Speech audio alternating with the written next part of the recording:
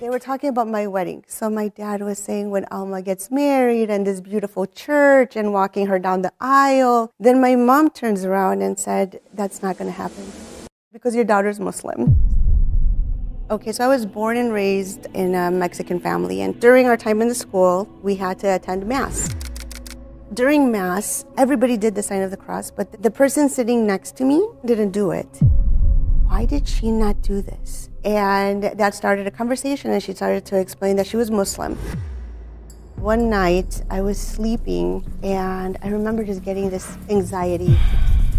It was placed in a box, and those boxes were in the basement. So I just felt this urge, I have to go and dig it out. So I pulled this Quran and I brought it upstairs. Maybe it's time for me to start. Without even consciously being aware, I was falling in love with this religion. I coordinated with a friend of mine to go to the Masjid.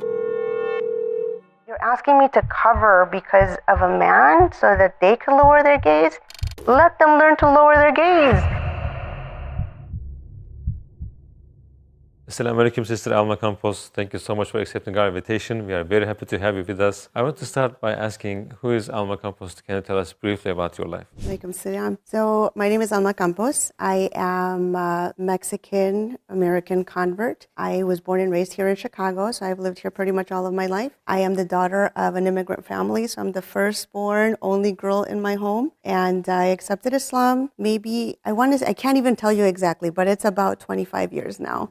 It's been a while since I've been a Muslim. So currently I am the director of admissions at an Islamic school, and I am also a co-founder of Ojalá Foundation, the Latino Muslims of Chicago, which that has really been my passion, this organization. And so how was your life in regards to faith? What were you believing in? Okay, so I was born and raised in a Mexican family, and typically what happens when you come from a Mexican family is we're Catholic. So the Catholic faith is really tied into the Mexican culture. So culturally, this is what I was, but religiously, we never really followed Catholicism in my home. And I remember just thinking back to my childhood, and you just brought this memory to my mind. When I was little, I must have been maybe 4 or 5, I don't even remember how old I was, but my mom would always say, like, God is watching you, God is watching you. And we had this picture of, it was a hologram of Jesus in the house, and I was really scared of this hologram because I would move around and this picture would always follow me, so I was really scared of this image. But yeah, so we were raised as Catholics.